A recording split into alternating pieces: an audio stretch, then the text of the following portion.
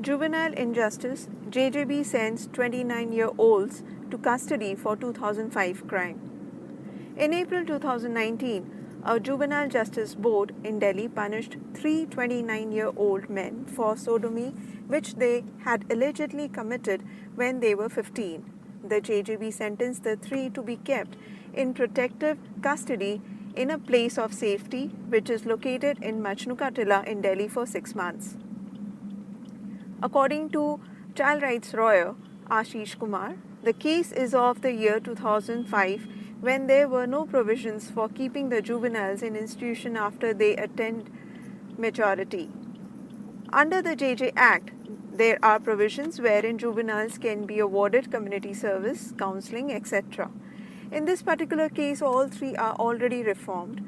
There are no criminal charges against them after alleged incident of sodomy. Then why did the JJB not look for other options to sentence them? The JJB's objective is well defined: to counsel and reform juveniles who are in conflict or at odds with the law rather than punish them. Juveniles accused of a crime or detained for a crime are brought before the JJB under the Juvenile Justice Act 2000, which is amended in 2006. Under this Act and provisions of the Criminal Code procedure, children are not taken to a regular criminal court.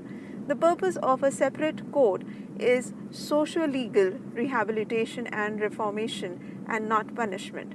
The aim is to hold a child culpable for their criminal activity, not through punishment but by counseling the child to understand their actions and persuade them away from criminal activities in future as per the Juvenile Justice Board. The primary aim of the JJ Act 2015 is to reform the child. The following 6 sentencing options are available to the JJB if they find the child guilty of having committed a crime. Allow the child to go home after advice or admonition by following appropriate inquiry and providing counseling to the child and their parents. Direct the child to participate in group counseling.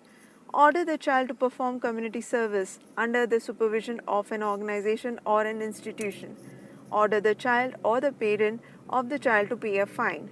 Direct the child to be released on probation of good conduct and be placed under the care and supervision of any fit facility, a kind of observation home to ensure good behavior for a period not exceeding 3 years. Direct the child to be sent to a special home for a period not exceeding 3 years. The question is, why didn't the JJB consider other sentencing option other than sending the 3 men to a reform home? Recently, a 29-year-old doctor was ordered by the Supreme Court to plant 100 trees in the following 1 year as the punishment for attempting to commit murder when he was 16 in 2004.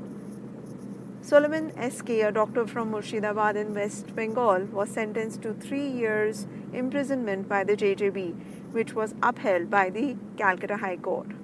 The Supreme Court said no good would come out of presenting the doctor before the JJB now. The Supreme Court said, "We are of the opinion that the ends of justice would be met by directing the petitioner, who is now a registered medical practitioner, to perform community service." An appeal has been filed by the convicts against the JJB judgment, calling it a result of complete non-application of mind and blatant incorrect appreciation of applicable law under Section 15 and 16 of the JJ Act 2000. The Quint spoke to one of the 3 convicts of the sodomy case who claimed innocence.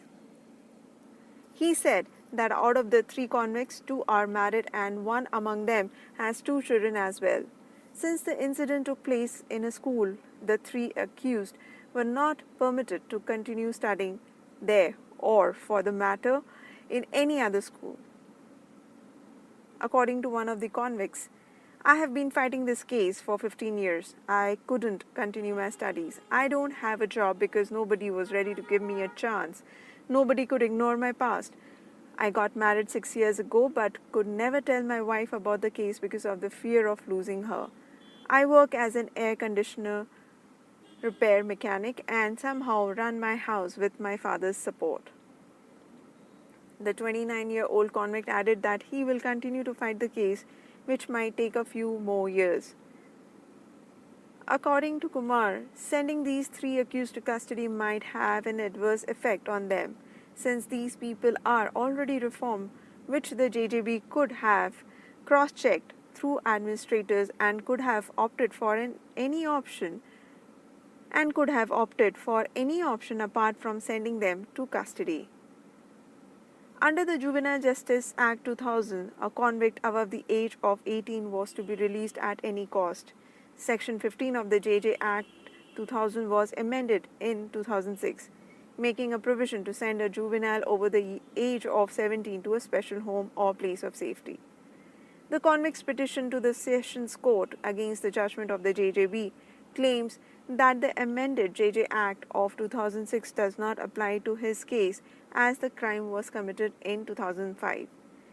The JJB erred in applying Section 15 1G of the JJ Act 2000 while dispositional orders, completely ignoring the fact that Clause G was inserted in 2006. My client cannot be sent to any type of custody since the alleged offense was committed in 2005, says the convict's petition. A petition was moved in the Supreme Court against the amendment of Section 15 1G of JJ Act 2000. In 2013, the Supreme Court dismissed the petition on ground that the section should be applied wisely and only in cases of heinous crimes. The Quint spoke to a counselor at an observation home who said, on the condition of anonymity, on an average, there are 3 to 4 persons between the age group of 22 to 24 in places of safety in Delhi whose cases are pending in the court, and in some states, these adults share the premise with juvenile between the age of 10 to 18 years because these states don't have places of safety. The question is, do we have enough places of safety or special homes for juvenile offenders?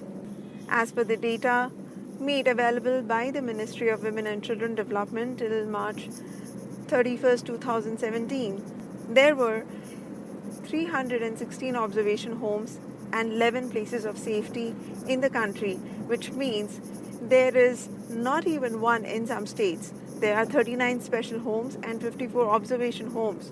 In total, there are 430 juvenile homes in the country.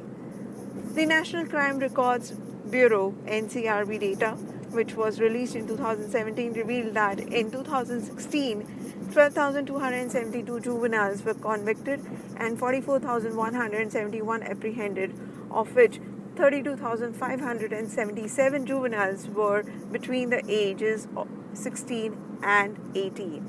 Experts dismiss mere formulation of law. Implementation is possible only with necessary infrastructure. Hence, the JJB should look at matters holistically and keep in mind that the objective is not to punish but to reform.